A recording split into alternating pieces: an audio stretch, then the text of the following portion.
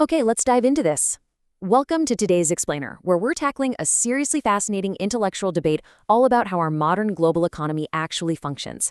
Today, we're looking at two specific pieces of writing that give us vastly different perspectives on the exact same subject.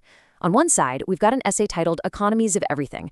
This presents a thesis on how economic systems are shifting to meet modern needs, and it raises some pretty heavy questions about global inequality. On the other side, we have a direct, written critique of that essay, an antithesis that totally challenges those premises and mounts a spirited defense of free markets and infrastructure development. We're going to walk through both of these perspectives objectively to figure out exactly what they're arguing and how they view this incredibly complex economic web we all live in. Here is our roadmap for the Explainer today. First up, the global economic web, followed by commodifying the modern world. Then we pivot to critiquing the original essay, explore infrastructure versus capitalism, dig into the geology of technology, and finally wrap up with the big question: is capitalism failing? Section 1, the global economic web, examining global connectivity and economic disparity. Let's get into it. So the original essay sets the stage by highlighting just how interconnected and, frankly, how fragile our global supply chains really are. Think about it. A labor union strike down in Nicaragua can directly affect the actual clothes you buy in the United States. Or a single hurricane can immediately spike global oil prices. It's like a giant puzzle where everything is linked. Products are manufactured, assembled, and shipped across completely separate locations worldwide. But the essay argues this intense connectivity also brings massive economic disparity. Pointing back to the 2008 global financial crisis that rippled all the way from China to Iceland, the text draws a stark contrast.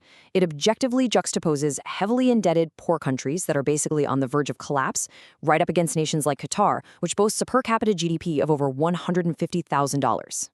Now, what's really interesting about this slide is the sheer jaw-dropping scale of corporate wealth the essay presents. $482 billion. According to the essay's data, that was the value of Walmart, the world's largest corporation. Doing business in more than 30 countries, Walmart's economic footprint is literally larger than the gross domestic product of over 150 individual sovereign nations. The essay uses this staggering number to ask a tough question.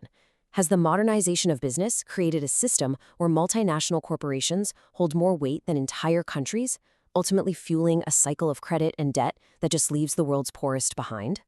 Moving on to Section 2, commodifying the modern world. Can absolutely everything be monetized?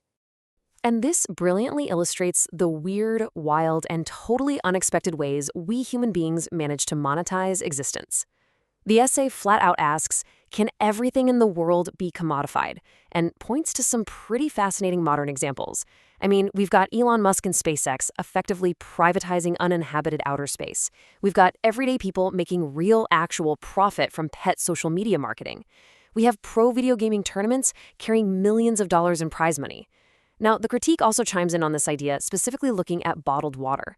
While some folks might think commodifying basic drinking water is crazy, the critique points out a highly pragmatic reality.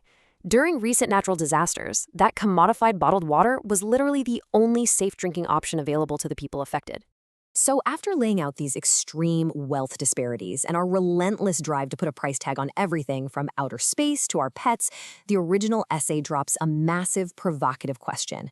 As technology speeds us forward, the author asks, is capitalism failing as a system? It's a dramatic cliffhanger for sure, and it sets the stage perfectly for our counterperspective. Which brings us to Section 3, critiquing the original essay, a defense of free markets. All right, so the critique comes out swinging here. It suggests that asking if capitalism is failing reveals some underlying leftist leanings in higher education. The author of the critique finds it highly ironic that the essay literally just finished listing off incredible innovations and massive wealth generation, like SpaceX and pet social media empires, right before asking if the system is broken. So, the critique poses its own counterargument. Can any alleged communist countries boast such economic figures or success stories? From the critique's viewpoint, capitalism shouldn't be the scapegoat for all the world's problems when it's so extraordinarily good at generating brand new markets, building fortunes, and giving customers choices. The critique also takes a super grounded, pragmatic look at currency. The original essay kind of wonders if physical cash is becoming irrelevant, pointing to Bitcoin and digital wallets like Apple Pay as the future. But the critique leans on this great practical quote: "Money isn't everything, but it sure does come in handy." The author acknowledges that crypto is definitely a thing, but warns it's vulnerable to scams and ripoffs. More importantly, they ask the ultimate practical question. What exactly happens when the power goes out or when the cell networks are overloaded? When the digital grid fails, paper money and coins still rule the day. Section 4, Infrastructure versus Capitalism, Reframing Global Inequality. Okay, so this is crucial. This is how these two texts look at the exact same data from the World Bank and come to totally different conclusions. The original essay points out a crazy statistic. More people globally have access to cell phones than to working toilets. The essay frames this as a deep flaw in global economic inequality directly caused by the capitalist system. The critique, however, completely rejects that framing. It argues that a lack of toilets isn't a failure of capitalism, it's a failure of infrastructure. Furthermore, the critique suggests that a lot of global disparity is actually the result of geopolitical manipulation by powerful nations. It specifically points to John Perkins' book, Confessions of an Economic Hitman, asking if the U.S. manipulating underdeveloped economies is really capitalism or if it's something else entirely. That leads us into Section 5, the geology of technology, the physical reality of the digital world. Here, the critique introduces a really fascinating concept, economic geology. See, the essay asks if technology holds the key to creating global economic equality. The critique says, well, yes, but we need to remember that the digital economy has a massive, heavy physical cost. All those billions of cell phones, they require rare earth elements. They require minerals and ores. That stuff has to be actively ripped out of the earth, leading to some pretty unsightly environmental impacts. The critique also calls out our terrible track record with recycling electronics, which is just fueled by nonstop ads for the newest iPhone and the reality of planned obsolescence. The huge irony here is that the pristine landscapes we all want to protect are often exactly where we have to dig to power our high-tech society, even just to read an essay on a screen. Finally, Section 6. Is capitalism failing? Let's conclude this debate. Let's synthesize this whole journey. The essay looks at the world and sees a system teetering on the edge, where a vicious cycle of credit and debt pushes poor countries toward collapse. But when the critique hears the question, is capitalism failing, it fires back with a resounding, not by a long shot. To back this up, the critique juxtaposes the long-term endurance of capitalism with the rapid failure of recent socialist experiments. It points directly to things like the Chaz or CHOP, the short-lived Capitol Hill Autonomous Zone in Seattle, and the Corey Ruse Autonomous Zone in Wisconsin. The critique notes these alternative zones disappeared in a matter of days, humorously suggesting that the activists were basically terrified by a journalist with a camera. Ultimately, the critique concludes that if we want to achieve the essay's noble goal of global economic equality, it's not going to happen through what it calls the magical thinking of communism. Communism, it argues, just lacks the proper infrastructure and historically fails to create true equality.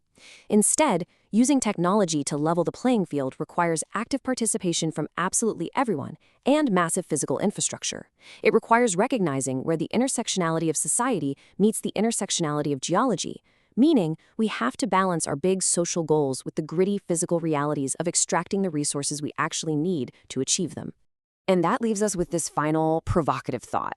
The original essay wraps up by asking if the historic economic debate between John Maynard Keynes, who loved government intervention, and Friedrich Hayek, a huge champion of free markets, is relevant now more than ever.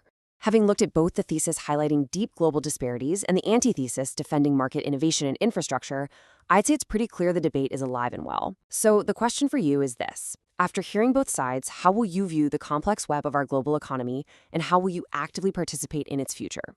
Thanks for joining me on this explainer. I hope it gave you a lot to think about.